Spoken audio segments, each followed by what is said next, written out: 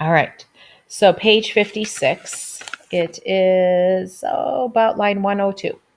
You must have heard your fathers tell my story. Whoever your fathers are, you must know of my life, the anguish I once had, and the great house full of my treasure left in desolation. How gladly I should live 1/3 as rich to have my friends back home, back safe at home.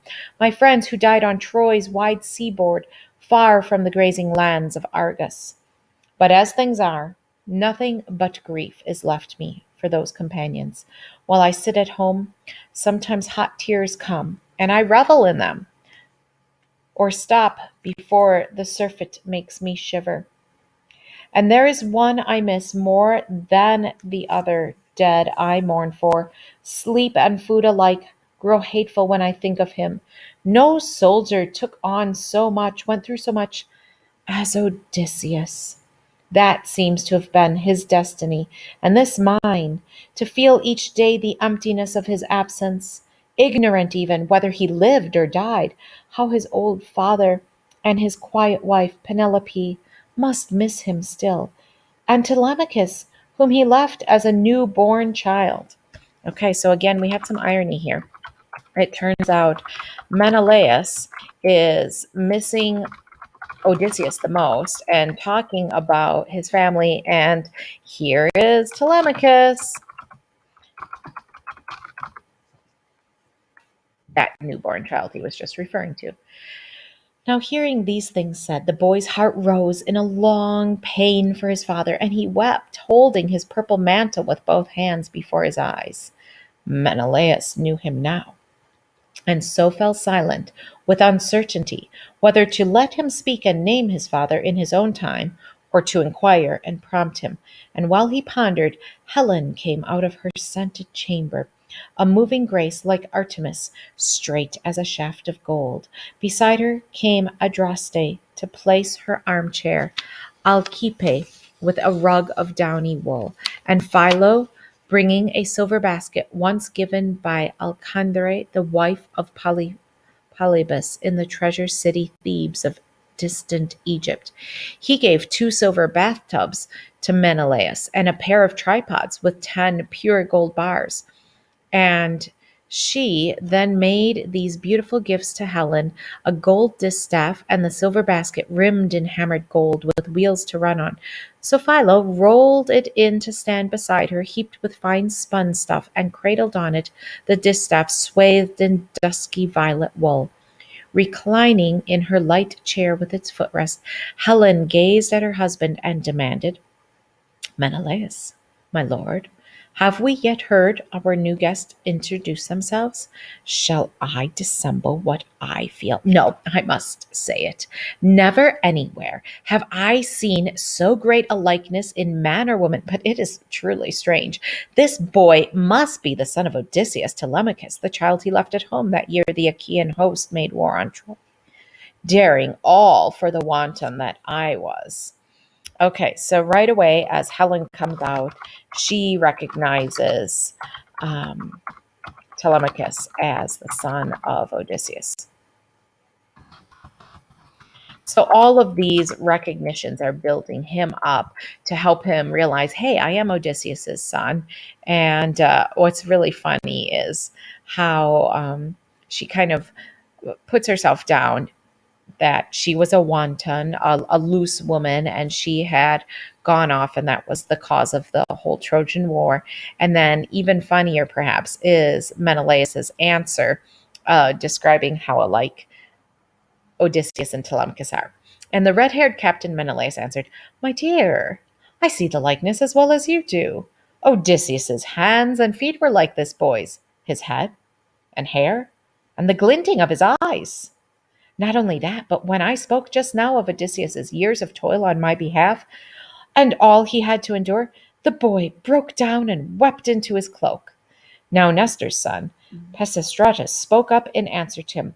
"My lord Marshal, Menelaus, son of Atreus, this is that hero's son, as you surmise.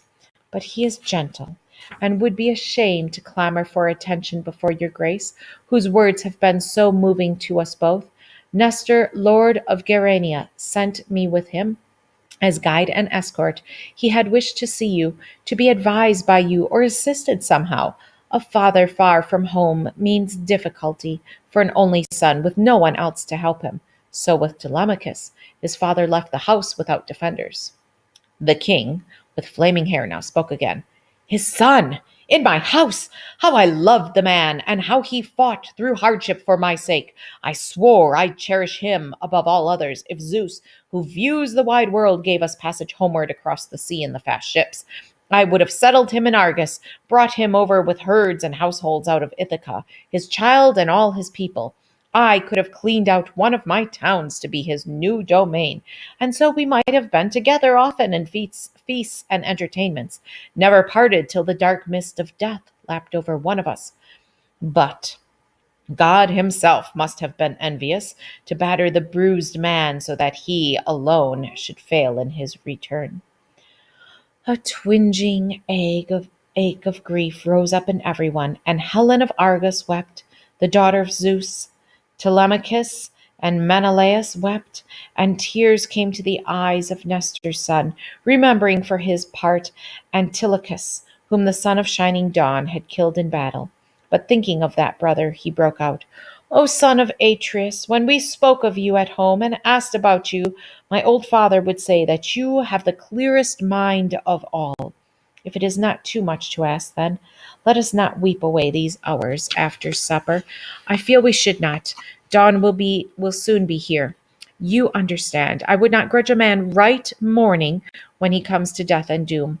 What else can one bestow on the poor dead? A lock of hair sheared and a tear let fall. For that matter, I too lost someone in the war at Troy, my brother, and no mean soldier, whom you must have known, although I never did. Antilochus. He ranked high as a runner and a fighting man. The red-haired Captain Menelaus answered, My lad, what you have said is only sensible, and you did well to speak. Yes, that was worthy a wise man and an older man than you are. You speak for all the world like Nestor's son. How easily one can tell the man whose father had true felicity, marrying and begetting. And that was true of Nestor all his days, down to his sleek old age in peace at home, with clever sons, good spearmen into the bargain. Come, we'll shake off this morning mood of ours and think of supper. Let the men at arms rinse our hands again. There will be time for a long talk with Telemachus in the morning. So these guys sit around a lot and weep and mourn about the people that they lost at Troy and that Odysseus hasn't come home yet. Um, but they decide, okay, enough is enough. And they stop so that they can continue the feast. The hero, Menelaus's companion in arms, Asphalion, poured water for their hands, and once again they touched the food before them. But now it entered Helen's mind to drop into the wine that they were drinking an anodyne, mild magic of forgetfulness. Whoever drank this mixture in the wine bowl would be incapable of tears that day, though he should lose mother and father both, or see with his own eyes a son or brother mauled by weapons of bronze at his own gate. So there was so much sadness that Helen decides to drug them so that they won't be too sad.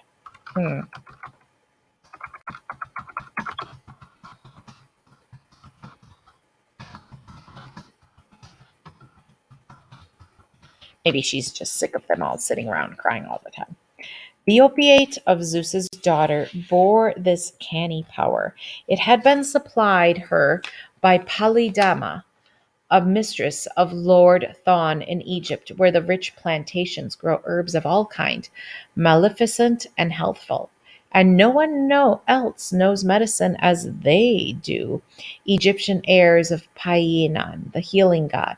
She drugged the wine, then had it served, and said, taking again her part in the conversation. So Helen's about to tell this episode in Troy, how Odysseus had disguised himself as a beggar and went around in Troy on a spy mission, and she recognized him. She's an interesting character here.